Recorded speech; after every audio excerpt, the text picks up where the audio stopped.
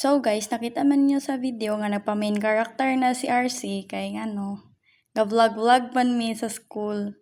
Na busy kay na sila, magpa-clearance na sila. Sawa.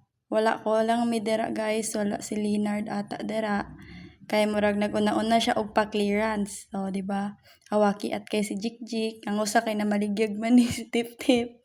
Di ba? Main character kay si RC guys. O, kana sa April. Ambot lang nga ng RC ay, naunsa na siya. Na, lang ni mo Rs.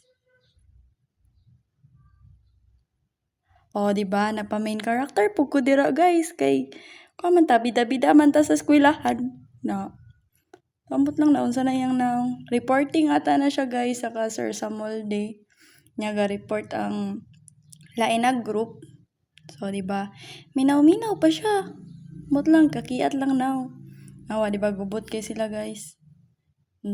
Awa. Ang usa dira kay murag cellphone na dira si Rodel tapos kana si Planas ang buton sa na iyang gilantaw siya murag TikTok na pud na kay kuan man na siya sa TikTok. Dira man na siya permi. Ang pinakagwapo guys lantawa. Pinakagwapo nan sa likod kanan sige pamahid si iyang nawong. Baw lang gid ning Juber. So lantawa home na ninyo lantaw guys. Kung unsay natabuan ni. So dere humanan ni ang exam namo ambot lang. Nga unsa na namo mga naong ba? Na kulang jud mi dira wala si Kyla o kana si Fritz na lain po na sila na po na sila vlog ilaha. So ana po dagbida-bida na po ang RC. O siyempre mas bida-bida ako.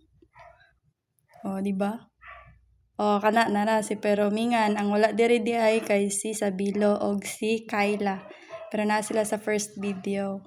O ang pinakagwapo na nasluman sa iba ni Sir. O di ba? So mao to guys.